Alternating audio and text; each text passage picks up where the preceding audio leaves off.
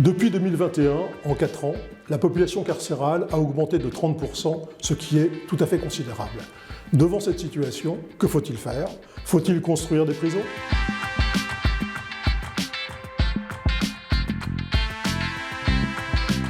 La prison revient souvent dans le débat public à l'occasion de faits divers ou de propositions du garde des Sceaux ou de parlementaires qui souhaitent la renforcer et en faire encore plus la peine de référence.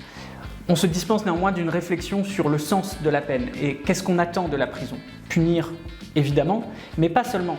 Elle vise aussi la prévention de la récidive et la réinsertion. La difficulté, c'est que les conditions dans lesquelles elle est prononcée aujourd'hui et la surincarcération qu'on connaît créent des conditions très difficiles au sein des établissements pénitentiaires.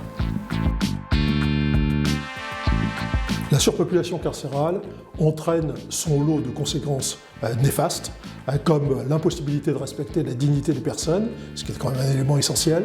Elle entraîne également à traiter de la même manière les populations qui sont emprisonnées et qui sont des populations très différentes.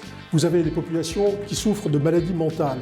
Ces gens-là n'ont rien à faire en prison, ils devraient être dans d'autres structures psychiatriques. Vous avez des grands caïds et vous avez des jeunes délinquants. Eh bien, peut-être faut-il que dans les solutions alternatives, il faille en développer une nouvelle, la possibilité de faire prendre en charge ces personnes particulières par une autorité qui est beaucoup plus respectée, qui serait l'autorité militaire, car les personnels pénitentiaires n'ont pas été formés pour faire face à ce type de personnes.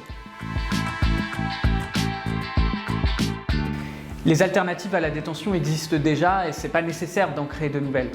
Le travail d'intérêt général, le bracelet électronique, le placement à l'extérieur, ce sont des mesures qui sont parfois mal comprises par la société, mais qui ont démontré leur efficacité dans la réinsertion et la lutte contre la récidive.